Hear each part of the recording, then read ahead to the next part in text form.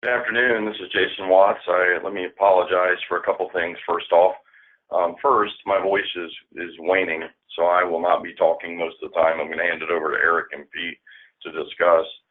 Second, let me apologize for not being able to come out to the districts and talk to you all local. And we're going to follow this up with phone calls to each of you to make sure that you're prepared for the audit. Our goal has always been to have face-to-face instruction and discussions about the upcoming audit. The hurricane put a little damper on that, so we thought it best just to go through some kind of high-level do's and don'ts and why we do the audit and what happens, especially given there are several people that are outside of the environmental functional area that now find themselves as part of the audit. So, Pete, why are we here? So let me talk about the audit for just a minute. For those of you that don't know, and again, I noticed that on the list there are people that are from finance and there's people from other areas of the department that normally don't deal with this. But a couple of years ago, in December of 2016, the department took on NEPA assignment from the federal government. The short version is, whereas in the past, we would get environmental documents reviewed by FHWA, and they would take on all responsibilities for that. Now we do that internally. So documents from the districts come up here, and we review them and sign them, and then they don't go to FHWA. What that did, though, is it opened us up to a statute that allows the FHWA to come in and audit us once a year for the first 4 years of NEPA assignment. Every year, they come in, they talk to us, and they write a report, and it goes in the Federal Register. We usually get a list, and this year we got it quite early, so I'm going to thanks to Pete and thanks to Eric for the work they did to get us the list early of the people that FHWA wanted to interview. Pete will get that a little bit more, but that's why we're here. We're here to talk about what can be expected in that audit, what questions they're going to ask you, and how to answer them. So let me say a couple things, and then I'm going to stop talking because I literally have lost my voice. There's some underlying rules that you should follow in your head when you're doing this. First, this is not really an opportunity to gripe about the department. This is not the time to go into FHWA and say, I wish I had a bigger cubicle or I wish I had more money. Those are things that we handle internally in the department.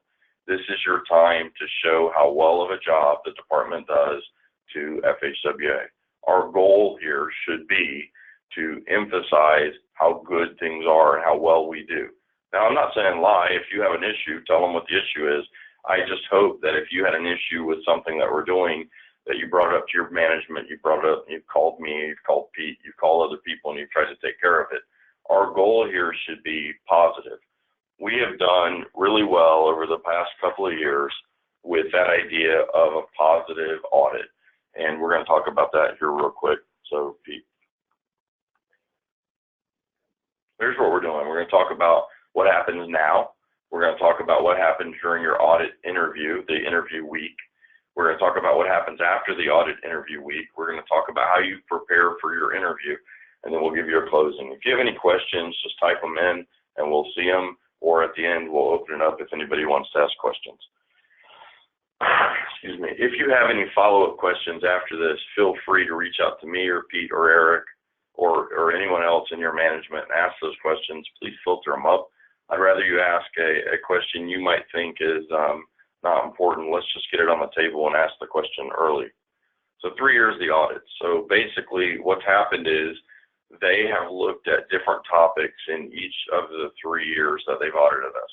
So far, we've only got 2 audits that are live. Those are 17 and 18.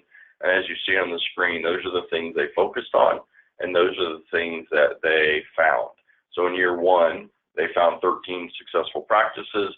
They had 3 things they wanted to comment on. We call those observations. Those are things that we're not necessarily doing wrong, but they would like to see us do it a little different. And they found 1 non-compliance. And the non-compliance was basically a few projects that they looked at didn't have some of the documentation they expected to find. In year 2, we just finished this up. It actually is still live in the Federal Register right now, open for public comment. They found 16 successful practices.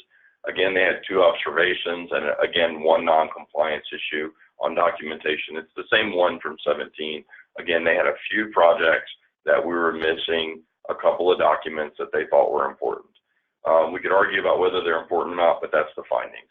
This year, we already know what the focus topics are going to be, and the two important ones there, why you see different people on the call, or the three important ones, are funding authorization, interchange access request policy, and emergency repairs, all of which overlap and deal with the environmental review process on projects, but aren't specifically environmental review processes.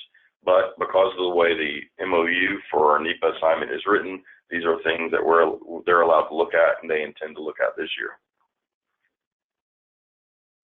So the 2018 audit, the one that we've most recently had, this says draft. It's been placed into the Federal Register for public comment.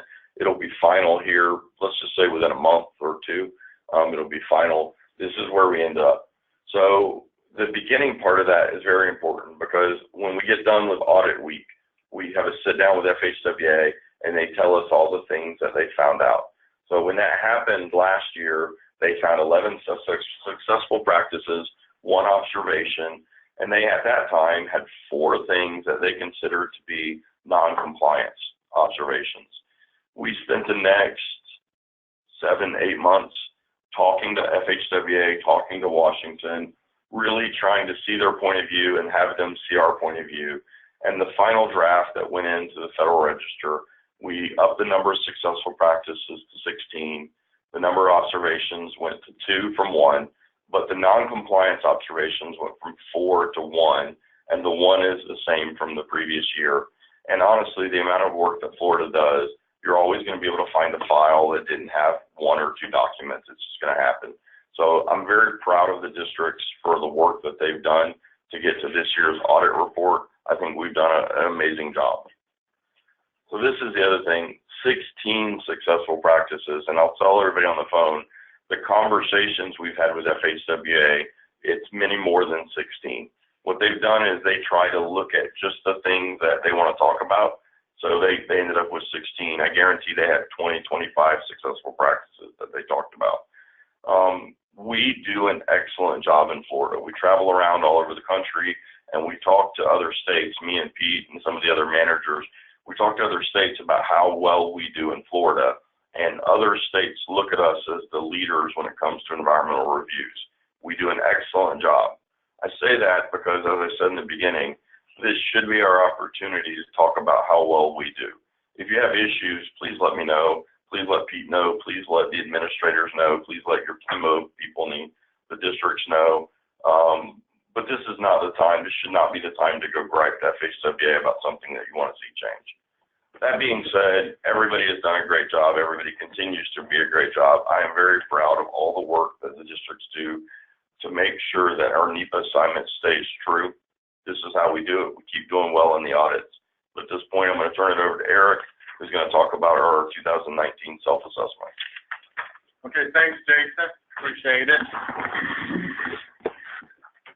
So I'm going to go briefly over the 2019 self-assessment. That's the one that we just recently finished. We completed it in August, August 23rd, and we sent that out to you. The first thing is just to briefly cover the target topics. Every year we select target topics, and that's a process where we actually start with OEM staff and pull different people in. So pull different people into that decision-making process. OEM management, we go to the districts, we get feedback from leadership. So this year the 6 topics are noise, the MOU standard statement, and relocation. And the reason why we have those three is that they're follow-overs from the 2018 self-assessment. Those were the 3 where we had non-compliant findings in 2018, and we have to follow up in the following self-assessment, which would be this year's self-assessment of 2019. The other 3 topics are interchange access request policy, public involvement, and socio-cultural evaluation.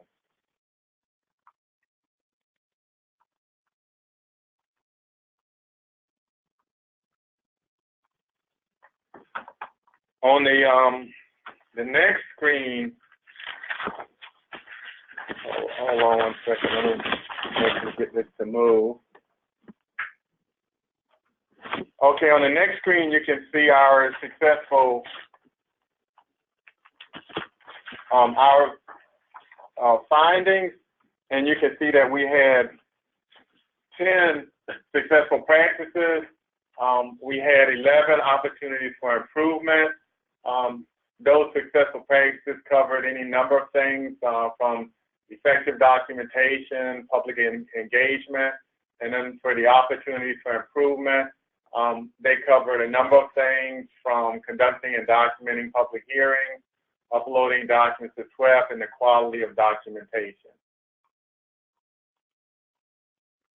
The 2019 self-assessment findings, after we complete the process or we publish the report, then we have to follow up and address the various opportunities for improvements and the recommendations that we identified.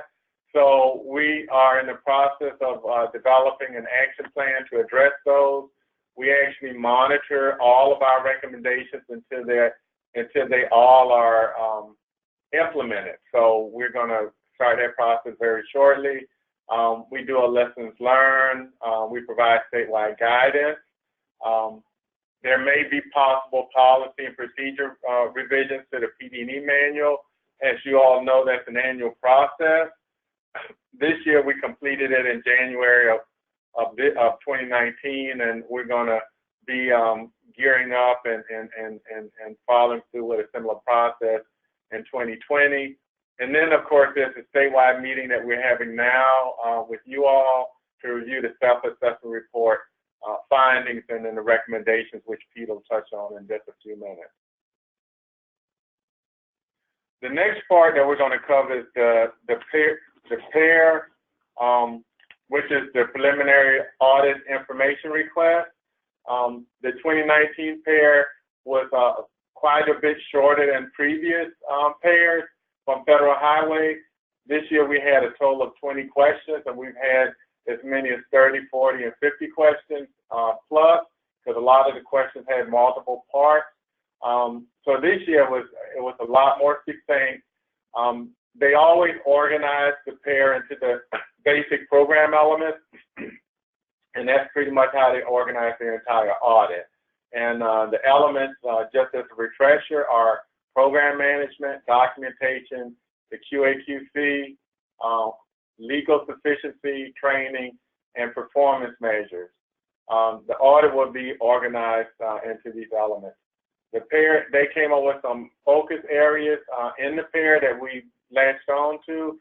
Those included emergency relief, permanent repair projects, public involvement, interchange access requests, policy, and concurrence with USWF, USACOE, and USCG, and the use of Endangered Species Act keys and Florida Department of Transportation as Endangered Species Act lead agency. And you can see from those focus areas, we also have covered in the self-assessment, we've covered a couple of those as well. So just to kind of know specifically interchange access requests, public involvement.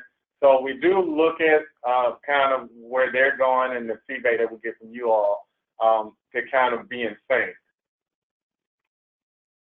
The project file review, just quickly to touch on that. As you know, every year they do a project file review. And this year they started May 1st. They basically start about the same time each year. And they're looking at the files as we have communicated for the review period, which is May 1st, 2018 to April 30th, 2019.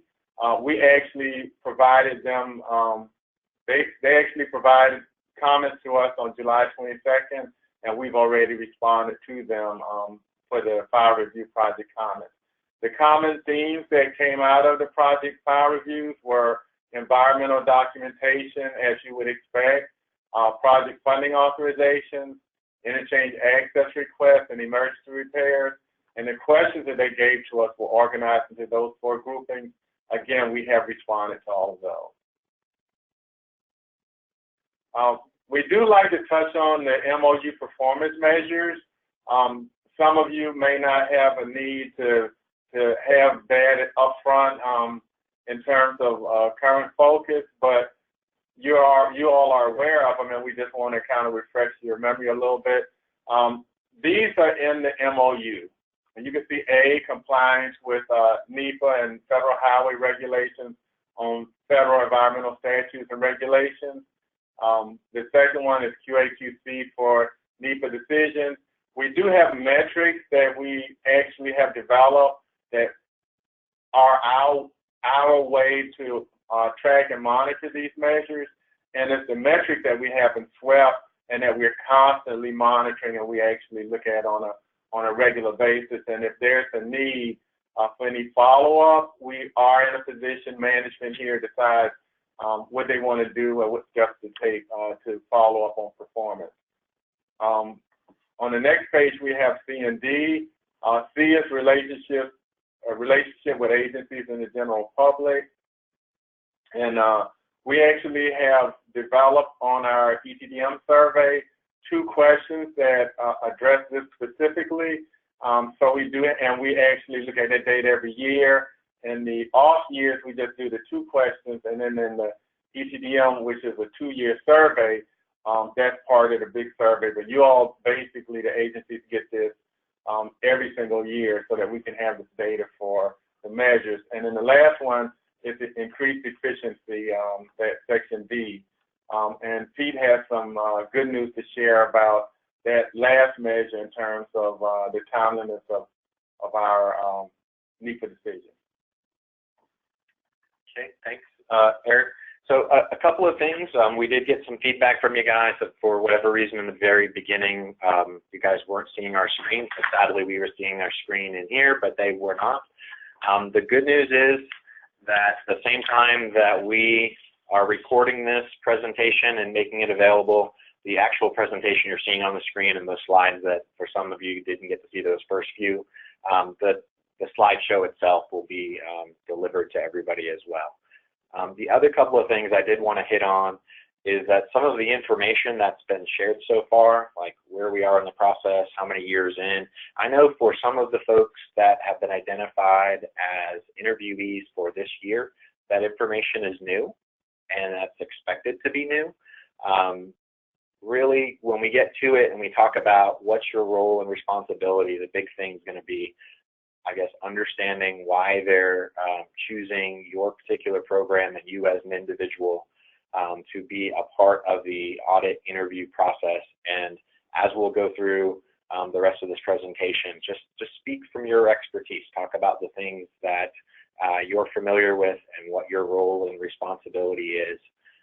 We just want everyone to kind of have sort of an understanding of, you know, we have NEPA assignment, we have an audit process. That audit process requires us to do other things like self-assessments and answer pre-audit information requests. There's lots of things that kind of come to us as a requirement of executing this MOU, and we want to make sure that everyone's aware. So for instance, on the last couple of slides where Eric was going through the performance measures, in the executed MOU between ourselves and FHWA, part of us executing that memorandum of understanding was the requirement to identify specific performance measures so that as we start off under NEPA assignment and serve as FHWA, we have a baseline and a gauge to be able to look at how are we as a state performing instead of FHWA in this particular role and responsibility. In earlier audits, that was kind of a question that they asked to folks. Were you aware that there are performance measures? Did you, you know, what are they? They've asked previously, do you know that there's a QA/QC process for folks, and what does that process look like? I think if you're attending and you're from the environmental staff team, those are the types of questions you could easily get. I think if you're on the call because you're representing, you know, the financial side or the emergency projects or the interchanges, then I would focus on the questions coming to you from that perspective. So that being said, let's jump onto the pre-audit. And one of the things that we have noticed, not just in our state, but other states, is there seems to be this continual or common question about what's everybody's roles. And so we wanted to take this opportunity just as a refresher to kind of discuss from a statewide perspective sort of what the different roles and responsibilities are, whether it's OEM providing oversight and policy direction and programmatic support. You've got ODC doing legal sufficiency reviews and legal review as requested. And then of course you've got, you know, the districts being the implementation arm. You guys are the ones developing the projects, developing the actual documentation. It's OEM that, if it's a higher level document, that's completing that review and approval process for you.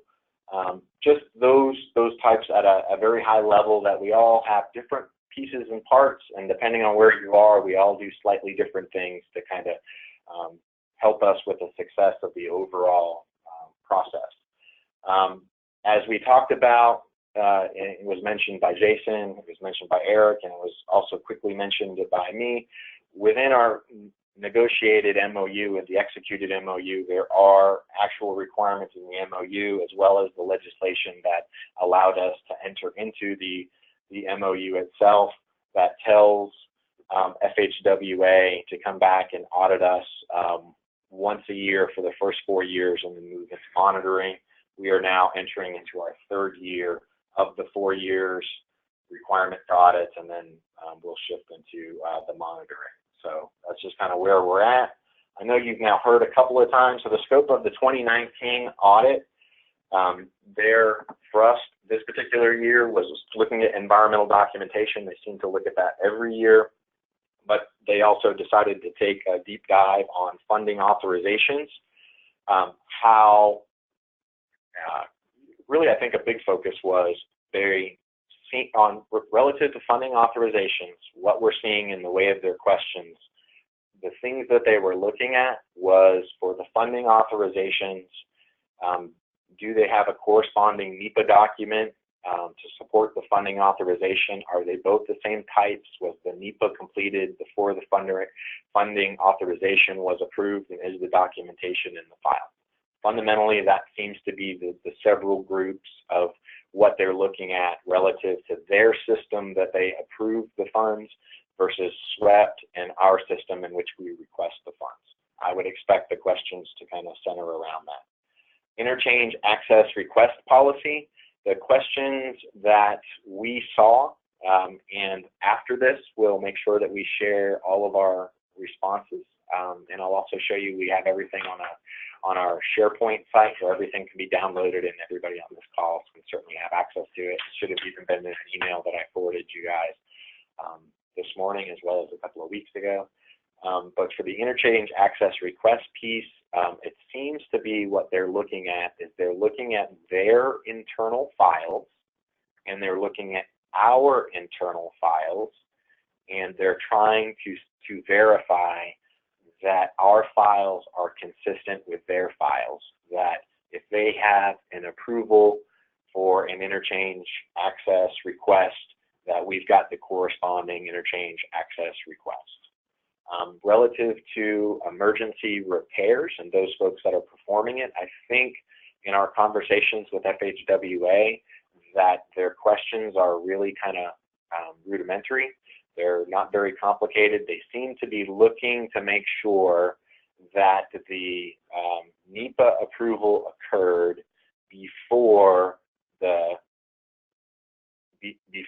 funding authorization or the emergency. They had emergency authorization, but they had a NEPA approval to support it, and the NEPA approval occurred before they did the funding authorization. And I guess in their statewide review of the 40 or 50 projects, out of all of them that they decided that were going to be part of their actual review, they didn't find any that didn't meet that criteria. So when they came back to us relative to emergency repairs, they had 0 questions. So I don't know how deep they'll get into that on the interview itself. Obviously, this is all talking about before these folks come online, and we just want to be able to highlight that we have lots of resources. As an individual, I assume most people that are on the call are individuals who are identified as an interviewee. And while you need to prepare yourself, there's a lot of things going on relative to this program that there's a lot of information available to you to help you in your preparation. At the very top, anybody who wants to be acquainted to any of the NEPA assignment courses, there's a link at the top that takes you there. There's some short courses, I want to say like 10 or 15 minutes, that show you like an overview of the audit, overview about performance measures and what those things mean, what the QA/QC process is and how that all works, what the self-assessment is. If you want to become familiar with those elements that support this program, there's real quick CBTs that you can take on your own time to acquaint yourself with those things. Also, all the materials, all the things like the previous audit reports, the pair responses, the list of people who are scheduled to be in the interview, our performance results, everything has been uploaded into this SharePoint site and then organized as either audit support or performance, and then linked to things like the executed MOU and things like that. There's a lot of really good resources there to help anybody who needs to prepare for this. The other thing we've got up here, and I'll talk about it a little later, is those of you that are on the call and you're also an interviewee, you will have a separate one-on-one interview with our Office of General Counsel to do an interview prep about a week ahead of the on-site interview with FHWA, which are going to be conducted remotely. I say on-site because they're going to be here at FDOT, but all of those interviews are going to be handled over the FDOT video conference equipment, and it will occur from a conference room here in central office and the interviewee attending from the local district in a video conference ready conference room. So all these things will be completed remotely. How do we prepare for the audit? You know, obviously there's meetings like this. In many cases we are normally on site. Last year we did 4 hours on location with each of the states ahead of time to get everybody comfortable and provide encouragement and support. Hurricane Dorian kind of messed that up for us this year. But that being said, we're able to have this particular presentation. We're able to record it, and for those that either couldn't attend or those that need to have a refresher, they'll then have a recording that they could also look at as well if they wanted to refresh themselves right before things. Some of the other things that I would encourage you to prepare, especially if you're an individual who maybe isn't directly in the environmental office, but maybe you're in finance side or you may be in interchanges and stuff, FHWA is specifically looking at approvals that occur. When I say approvals, I mean environmental document approvals within our SWEP system that occurred between May 1st of 2018 until April 30th of 2019. That's sort of the universe of things that they're looking at for type 1 categorical exclusions and higher level documents that were approved during that timeline, and then they're mapping them back. So if it's interchanges, they're mapping back corresponding interchange access requests. If they're if their focus is going to be financial, they're looking at the approvals here and they're looking for the matching financial in their system. So I bring that up because it's only a year, and depending on how big the world is, I think the interchange stuff is much smaller than the financial stuff. Just maybe acquaint yourself with the things that happen within those particular approvals timelines. Also, we've got that access to the SharePoint site. We will make sure that we provide you access to everything, but just sort of as a heads up when it comes in. So this is our SharePoint site. if you ever wanted to just download everything and not actually look at the site, you could just pull down the zip file. Otherwise, you can see previous questions that were asked and previous audits and interview questions, our PAIR, our preliminary audit information requests, and our responses. A copy of this presentation is out here. What we know, this is a tool that we send out, and most of the folks on the call who are from the environmental office are aware of it, but maybe some of the folks attending or identified as an interviewee are not aware of it, is that this whole entire process is really kind of dependent on our coordination with FHWA, and we set up lots of coordination opportunities with our district counterparts on an every other week basis to kind of give them a status on when the audit's going to come, what their focus topics are, what, are we submitting the PAIR, how are they going to complete the interview itself, are they going to be on site, are they going to be doing it remotely? And what we've found is that FHWA kind of dribbles out the information a little bit at a time. So that being said, we started a document that we call What We Know, which is intended to be a snapshot of, as of this date, this is exactly what we know. And as we continue to move closer and closer to the actual audit itself, we continue to update it. And so the last one that we have with the most current information is just from last week on Wednesday. That information's on here as well. That'll tell you who's identified, what the team is, what the plan is moving forward. If you wanted to know who the FHWA audit team members are, if you wanted to look at any of the support material, there's the MOU itself, there's our QA/QC approved plan, there's links to all of our various training that I had on that other list, there's previous self-assessment reports, previous audit reports, and then under performance management, you've got the performance reports that you could look at, the list of the various project approvals. So when I said, hey, why don't we focus on the approvals between May 1st of 2018 until April 30th of 2019, since when FHWA interview team shows up on site, that's going to be their focus. That information is right here under the project approvals report as well. And then Eric talked about the ETDM surveys, which is a way that we gauge our performance with our partners. That information is there, and then there's a section 106, which is sort of outside this arena, but it does support performance relative to that program.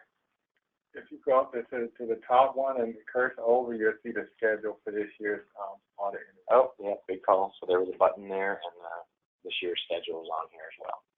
Thanks, Eric. I appreciate that. Okay, so those that are interviewees, maybe start looking at some of that material, maybe look at that SharePoint site, maybe look at those project approvals. Be prepared. It should be on your calendar to attend on the 16th or the 17th. It should be 30 minutes on your calendar, my calendar, Jason's calendar, and Kat Toolin's calendar, where you'll call it or we'll call you and at that time, and OGC will help prepare you specifically for the upcoming interview.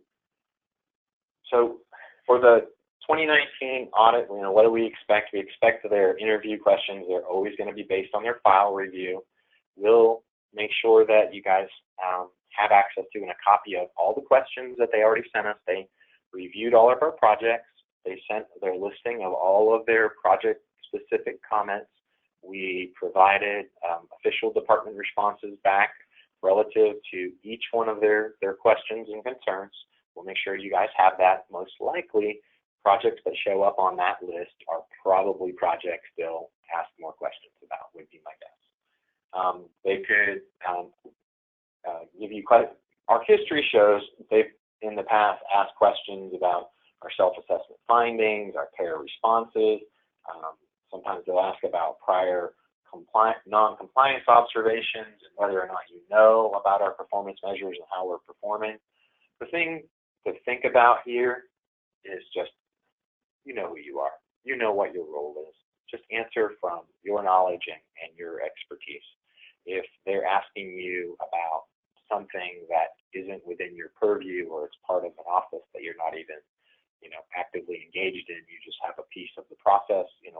free to make that clear in the interview. Or that.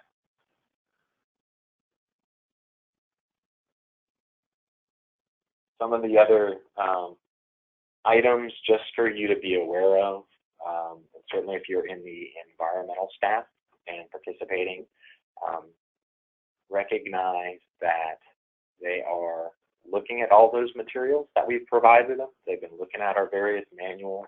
They've been looking at the MOUs. They've been looking at our pair responses and our self-assessment reports. They have familiarized themselves with that information.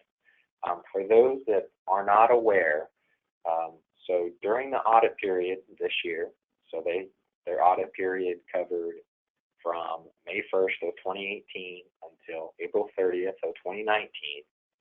On May 1st of 2019, one day after the audit period for this year ended, we provided a statewide training to the FHWA audit team members, and they have had access to the DOT system and the environmental document project files since May 1st of 2019. So they have familiarized themselves with our projects, with our documentation, with our decisions, and who was a part of it and stuff. So just if you are part of the environmental team, I would definitely ask you to look at those things. We've been coordinating on all these things. One of the things that was really good that Jason gave us kind of credit for, so according to the executed MOU, FHWA is not required to give us a list of the interviewees until 2 weeks before they show up for their interviews. This year, and working with them as good partners trying to support this process, we were able to get that information actually 4 weeks ahead of when we would have not expected it, but we got it 4 weeks early instead of 2 weeks early. Honestly, anytime we can get it ahead of what the actual schedule is, we think is a benefit to everybody in the state, because as soon as we know, we try to make sure that you guys are all aware as well. During the audit, okay, so in that list, we just want to talk about, who the team members are. Some of you guys might be familiar with some of those team members. You'll notice they organize themselves into various sub-teams and how they're going to be interviewing. Up here, they're going to be organized in various conference rooms, and different teams are going to interview different parts of the state in consecutive order, just covering a particular focus topic, and they grouped everybody that way. You do in the districts, and for those that haven't been an active part of the coordination team, there are individuals assigned in each of your districts that serve as the audit coordinator contacts that can help you with logistics, and if you need any help or you need any preparation or where's that link for anything, these are individuals that you have as local resources that should be able to get you exactly what you're looking for. For the interview itself, we want to make sure that you know your interview time, your date, your location. Eric's done a great job of sharing the schedule, and then he did a district breakdown so that everybody knows what conference room everybody's in, on what date, and what video conference line they're going to be calling into. That information has been shared statewide, as well as with all of our audit coordinators. We'll make it a part of the package after this to make sure everybody has it.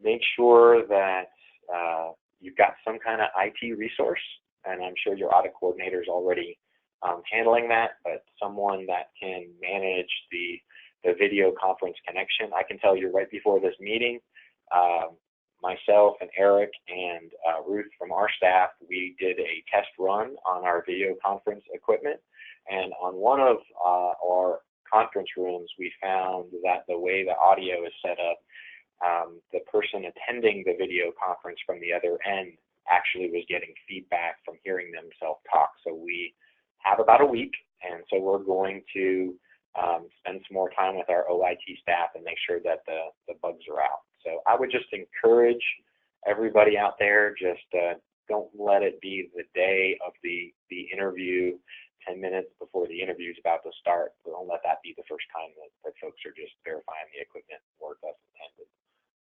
Just try to get ahead of that.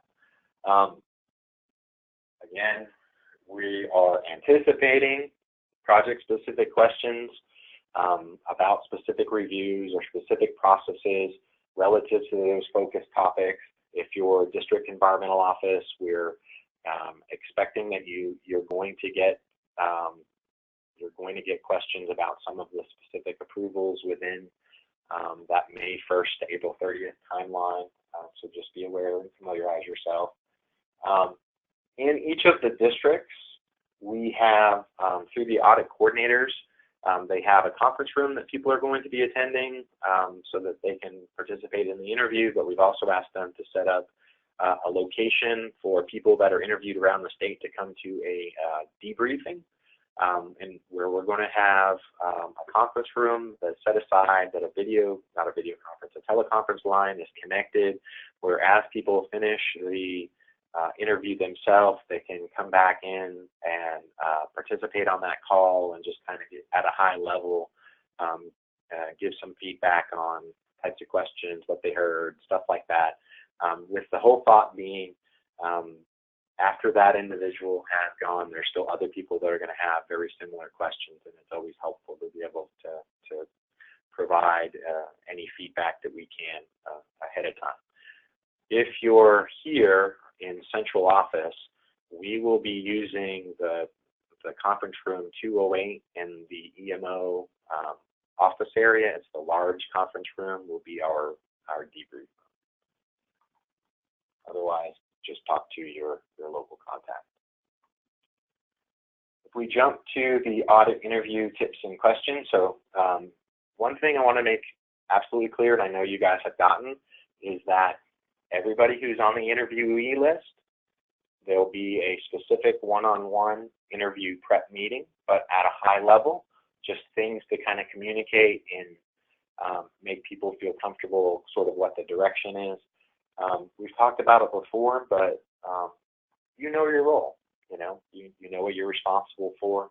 Just make sure that you're prepared to talk about it. Be prepared to talk about your processes, your part in the process, and at the same time, don't necessarily extend yourself past that.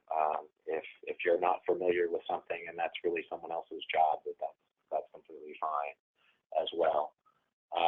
The auditors, for those that have not been through this before, and sadly I get stuck with this every year, it seems. Last year they got me for 2 hours instead of 1. That was not exciting times. But the way logistically it's set up, it's going to be 2 or 3 people in the room. They're going to have a printout of a set of questions, and they're going to round robin each question until they complete. And most likely it's the same set of questions for each of the participants on that focus topic, and it's going to be even the same interviewers asking the same questions to each person. And so they'll ask a question. You need to thoughtfully listen to what the question is, make sure you understand it, take your time and respond. It's always best to keep your answers short, focused, and accurate. You know your role, just kind of keep it that way. If you're not clear on what the question means, it's always better to ask for clarification. They write these questions, they know what they mean when they put that question together. That may not be your understanding. Definitely ask for clarity on things. And then obviously, no matter what you do, provide the answers based on your own role and knowledge related to your experience and role. If you cannot respond to the question, tell the auditor that you do not know the answer. Don't guess. Don't make stuff up. Don't say I think. Don't do any of that. Just think about you're the expert and answer that way. And if they ask for something outside your expertise, then respond that way. Other tips and takeaways, definitely the listen. Make sure you hear the question. Don't assume that you know what the question is going to ask. There's many times with these folks there can be nuance in their questions. So just make sure you hear the whole thing. we don't want to guess. We don't want to make any assumptions. We want to make sure we ask for clarification. You want to thoughtfully consider the question and provide a thoughtful response to their question from your role and responsibility. It's okay to say, I don't know.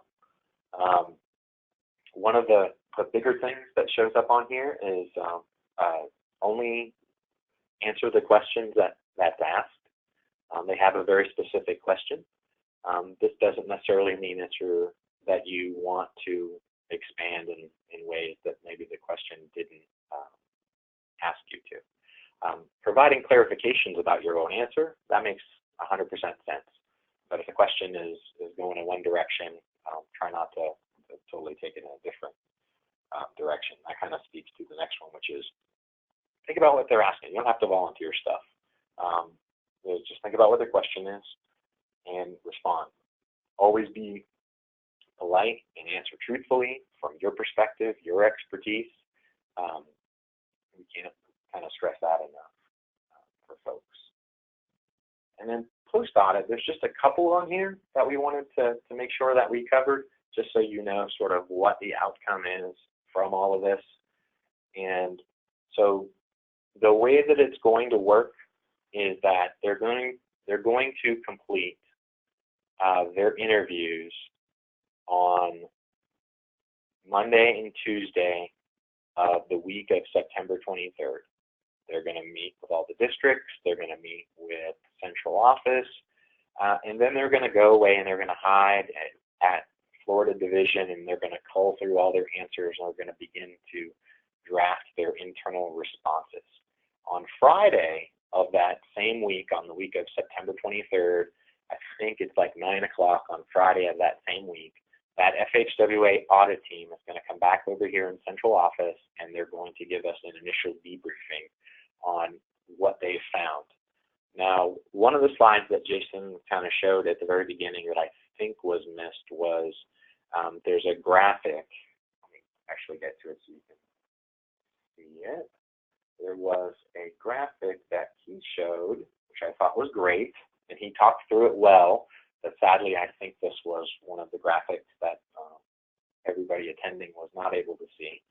And it's what you'll notice up here is we have debriefing after interviews. So this is the conversation on the Friday after they do the interviews. And last time they showed up with 11 successful practices, 1 observation, and then 4 non-compliant observations. That was their initial thoughts. Then we spent a lot of time coordinating with them. And once it ended up in the pre-register and the draft that is now out there in the register, it turned into 16 successful practices, 2 observations, and 1 non-compliant observation. So that being said, in the post-audit, that's exactly what they're going to do with us. They're going to come in and give us a briefing at the end of the week. That'll be their first shot at telling us what they found.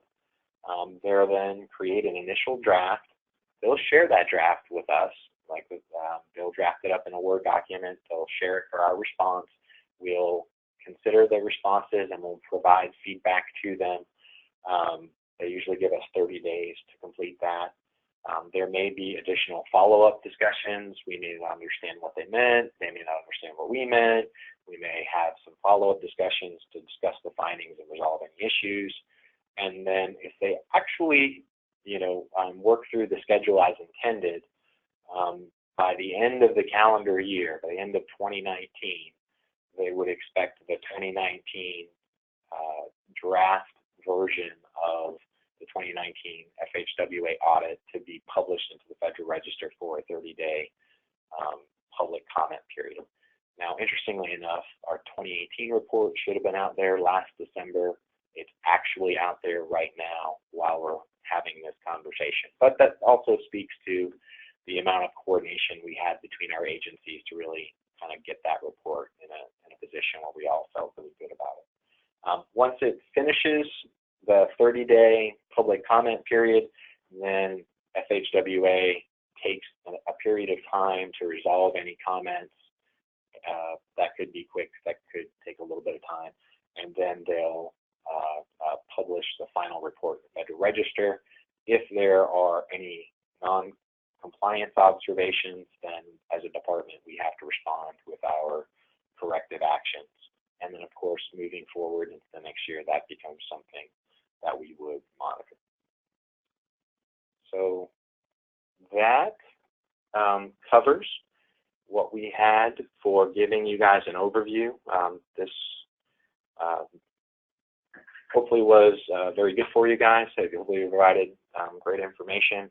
We are intending to share the PowerPoint, the recording, the link to the SharePoint site. We're looking forward to the specific interviews with everyone. And I guess if anybody has any questions right now, if you type them into the chat, I will take a look.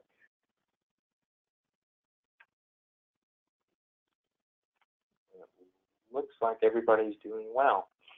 Okay, so that being said, if you've got any questions moving forward, feel free to contact Jason, feel free to contact myself, or feel free to contact Eric Whitehead here in our office. We want to provide everybody the encouragement and the resources to be successful. This is our third year into it. I would tell you that something that Eric said very early on, Eric and Jason actually did very early on, is that we do a really good job here in Florida. And many other states that are NEPA assignment states kind of come to us to figure out how they should set up their program to be as successful. So that being said, I'm going to sign off, and I wish everybody well. Have a great day.